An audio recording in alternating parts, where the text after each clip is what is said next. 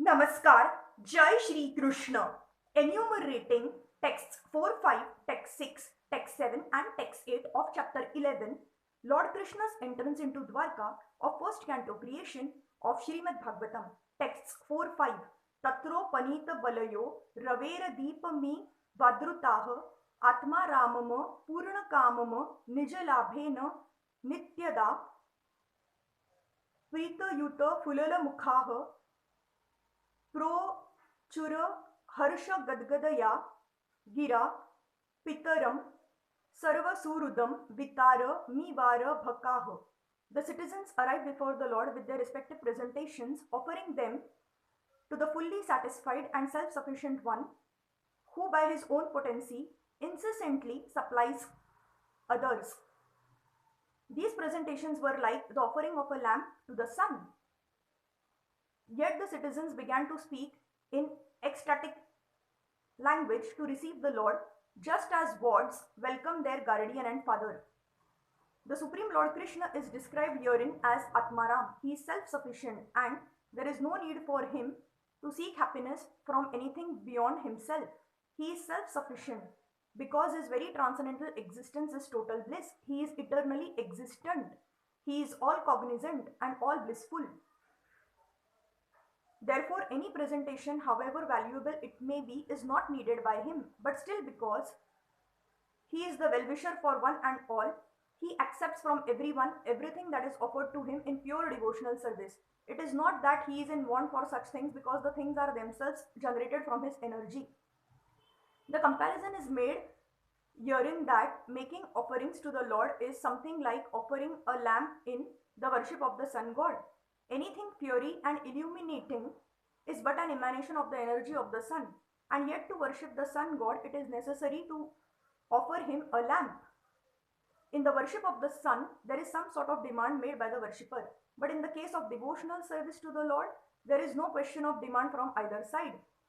It is all a sign of pure love and affection between the Lord and the devotee.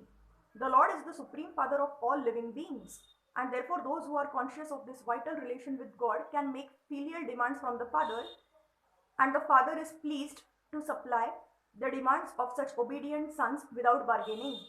The Lord is just like the desired tree, and from him everyone can have everything by the causeless mercy of the Lord. As the Supreme Father, the Lord, however, does not supply to a pure devotee what is considered to be a barrier to the discharge of devotional service. Those who are engaged in the devotional service of the Lord can rise to the position of the unalloyed devotional service by his transcendental attraction. Text 6. Nataha sma te nath sadana gri pankajam virincha vairincha surendra vanditam parayanam kshemami hechhatam param na yatra kalaha prabhaveta paraha prabhuha. The citizen said, O Lord, you are worshipped by all demigods like Brahma, the four sanas, and even the King of Heaven. You are the ultimate rest for those who are really aspiring to achieve the highest benefit of life. You are the supreme transcendental Lord, and inevitable time cannot exert its influence upon you. The supreme Lord is Lord Shri Krishna, as confirmed in Bhagavad Gita, Brahma Samhita, and other authorized Vedic literatures. No one is equal to or greater than him, and that is the verdict of all scriptures. The influence of time and space is exerted upon the dependent living entities who are all parts and parcels of the Supreme Lord. The living entities are predominated Brahma, whereas the Supreme Lord is the predominating Absolute. As soon as we forget this clear fact, we are at once in illusion, and thus we are put into threefold miseries, as one is put into dense darkness. The clear consciousness of the cognizant living being is God consciousness, in which one bows down unto him in all circumstances.